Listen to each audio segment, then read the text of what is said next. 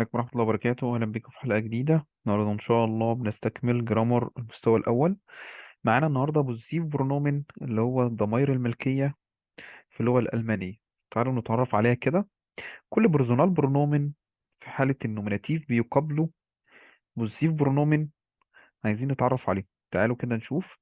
ich mein du dein أو اس تبقى sein wir unser ihr euer sie اللي هي الجوز بتاعت حضرتك، او زي اللي بتعود للجمع، او زي اللي هي للمفرد المؤنث. كلهم بيبقوا ايه. تمام كده.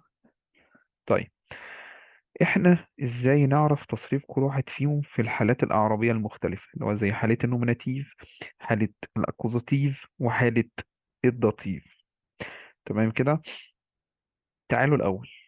اولا بالنسبه لحاله النوميناتيف عندي